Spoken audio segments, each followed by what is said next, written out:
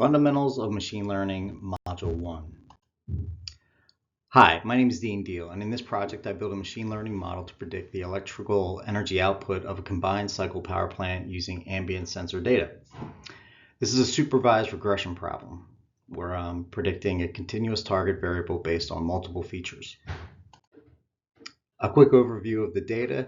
The data set includes 9,568 hourly records within the following features: ambient temperature, ambient pressure, relative humidity, and exhaust vacuum. Our target variable is called PE, which is basically the net hourly electrical output.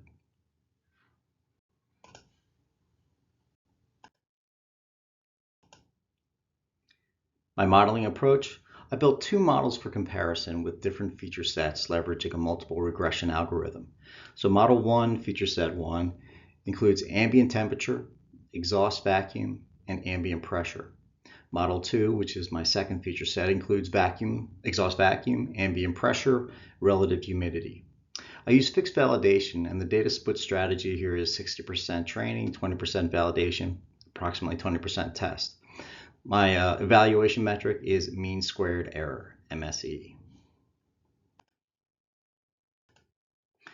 And here is the output from my models. Here's training set, feature set 1. And as we roll through, in yellow is the MSE calculated. Training feature set 2. Validation feature set 1. Validation feature set 2.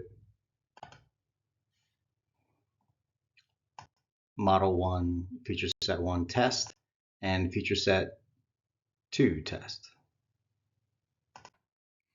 So as we look at the model evaluations, it's clear that the test calculations demonstrate that Model 1, the feature set 1, is really optimal. So looking at our test calculations and our key metrics, our key scores, let's start with multiple R. So in regression analysis, multiple R is that measure of how well the independent variables predict the dependent variables. And this is a value between 0 and 1, and the closer to 1 indicates a stronger correlation between the observed and the predicted value, which in our case is 96. So it's very strong.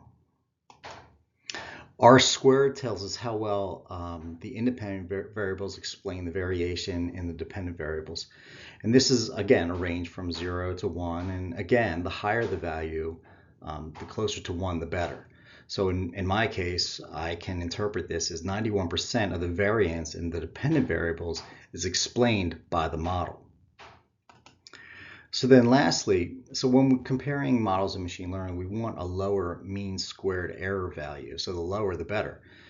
The mean squared measures the average of the squares of the errors, meaning how far the predicted values are from the actual values.